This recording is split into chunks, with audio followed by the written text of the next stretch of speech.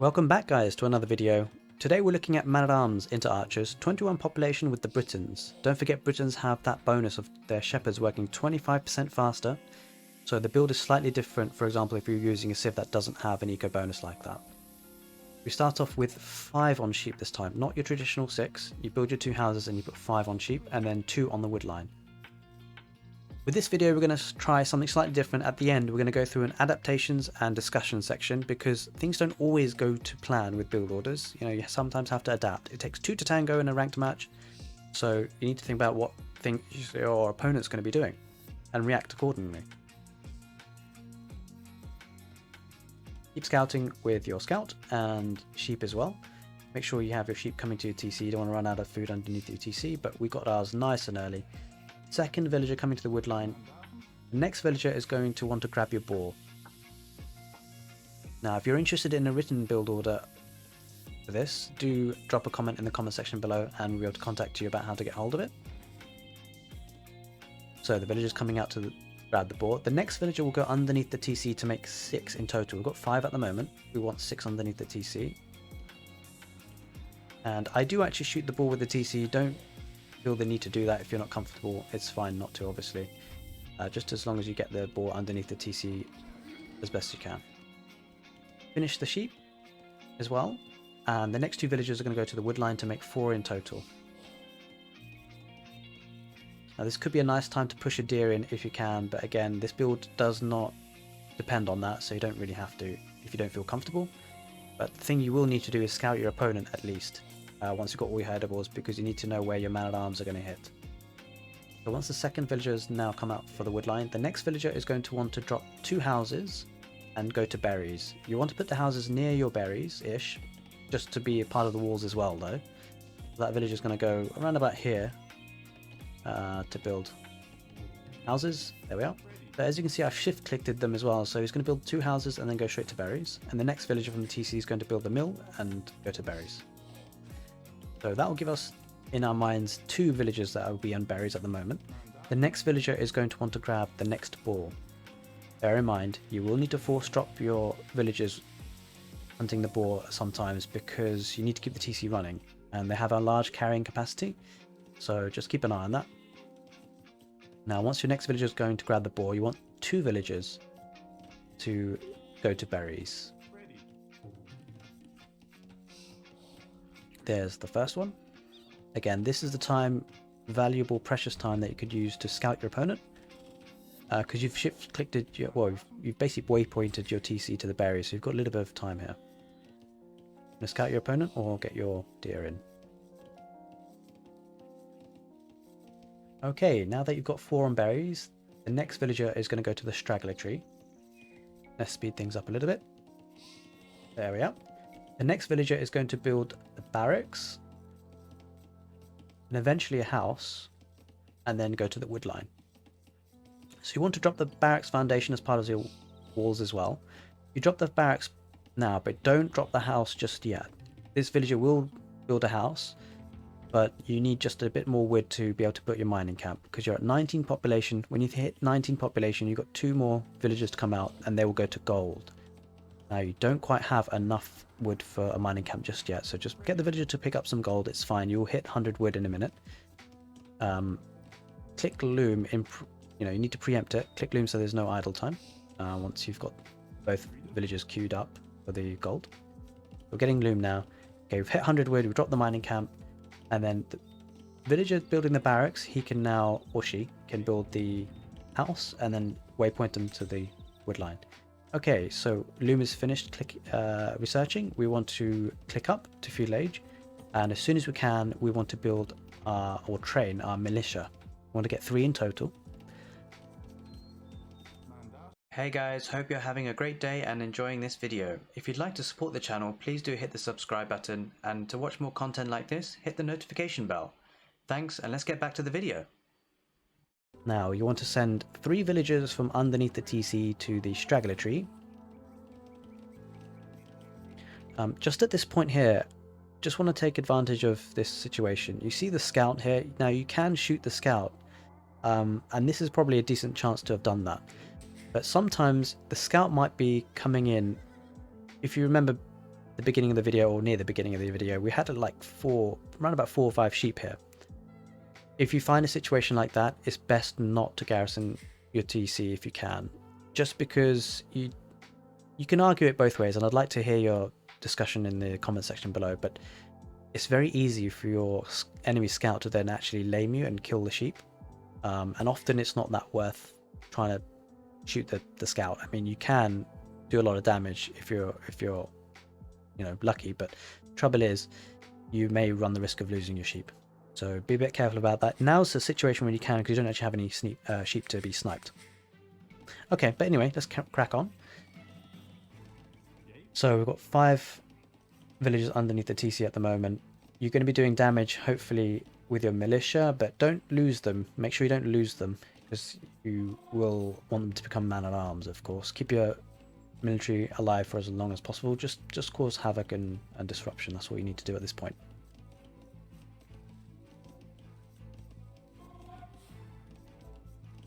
Okay, we've got our 3 militia out.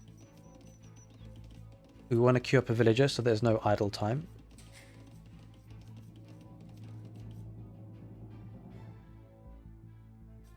Okay, at this point, that villager that's been queued up, you want to waypoint your TC to around about here where your wall is, because that villager is going to build the archery range. So with the villagers underneath the TC that finish the sheep, you want to drop farms. So we've got 4 farms so far. And the other villager, because there was 5, will go to the straggler. We did waypoint them, so we don't need to do anything extra. It just does it automatically for you now. So this villager will go to drop the archery range eventually. Now we've got double bid axe and man-at-arms upgrade as soon as feudal hit. So as soon as you hit feudal, you get your man-at-arms upgrade and your double bid axe, and the next villager goes to the archery range and a house. And the villager after that will go to the woodline. At this point, you're running out of straggler trees, so you want to take those villagers to drop your second lumber camp if you can. Ready.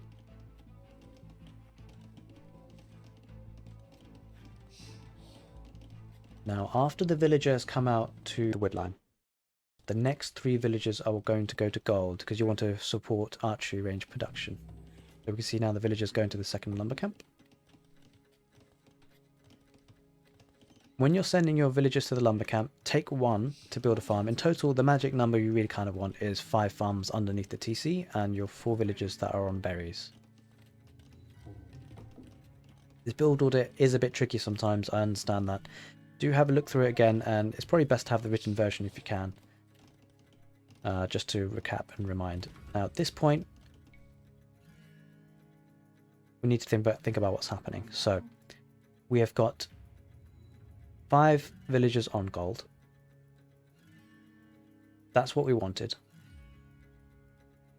We've got our archery range down. We've got queued up archers. We've built houses, and this villager is going to continue the walls. We should be in a good spot here, because your man-at-arms hopefully would have done a bit of damage and would have held back your opponent quite a lot. But I think at this point we need to think about what do we do next, and adaptations. So we can see 3 militia here. We want to think about doing small walls, because we may not get our large walls back up in time. So you need to react to these sort of things. You want to drop maybe a house there, maybe a house there. Hopefully this won't happen. If you put a lot of pressure, your opponent probably won't come in with militia like that. If you come up against a cav player, you probably expect scouts. So having man-at-arms into archers is great, and just have a think about what your opponent's doing though. If you've got your opponent pinned down and you don't think, it doesn't look likely your opponent's going to come in with scouts, then perhaps you can just keep up the pressure. You may at this point want to think about dropping a blacksmith, get fletching, maybe a second archery range. You want to choose one of the 2. I prefer getting fletching and the blacksmith. But the thing is, if you're against cav players and they're going scouts, and you see that they have a stable, have a look at their base. If you see a stable, you've got to be concerned about scouts. At this point, you may need to think about getting defensive spears. You want to protect your resources back at home. 1 or 2 spears will really put off any scouts and limit the damage they can do. We can make them be on patrol, so that if they come anywhere close to the scouts, they will, take care of them, hopefully. That's adaptation 1, thinking about what civ you're facing. If it's a cav player, think about them going scouts and getting a couple of defensive spears.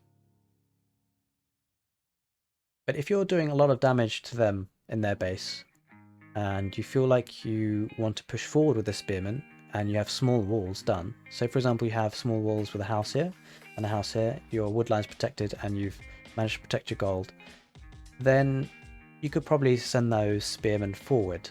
I tend to not like doing that at this point, because hopefully you would have done a lot of damage with your man-at-arms, and you probably won't need to. What I would prefer to do is, with your walls, get the defensive spear to patrol near the villagers that are building the walls, just so you can get the walls up. If you get the walls up, the scouts can't really do too much damage after that. So there's two plans from here. You can go very aggressive, get a blacksmith for the fletching and just keep archers going forward. Or if you found that your man-at-arms didn't do too much damage and actually maybe they died underneath the TC or they got cleared up, you may think about actually bringing your archers home, getting a couple of defensive spears just to protect your villagers that are walling up and your base. Finish your walls. Once you've finished your walls, you're much more protected if against a cav player, and then you can think about building up your archer numbers and then push out. If you're up against an archer player, you probably just have to do more damage than they can do with the man-at-arms and your own archers. So this comes to the discussion points. Guys, let me know what you think about how you try and keep your man-at-arms and scout alive as much as possible. What I tend to do, you will need to go between the man-at-arms and your home eco, and it can get tricky to micro both. So often I will try and get Vil picks if I can with the man-at-arms, but if I find that actually I need to go back home and sort some farms and things out, I will probably get the man-at-arms to attack a building. Maybe the mill would be ideal, and that gives me better time to sort out the home eco. But if you guys have specific strategies that you think work better, do let me know in the comment section. And that finishes the video. I hope you liked the new format with a bit of adaptation suggestion and discussion. And if you do need the written version of the build order, do drop a comment in the comment section below. If you want to see more videos like this, do hit the subscribe button so that you have notifications when we release new videos, and I hope this build order works well for you. Take care, guys.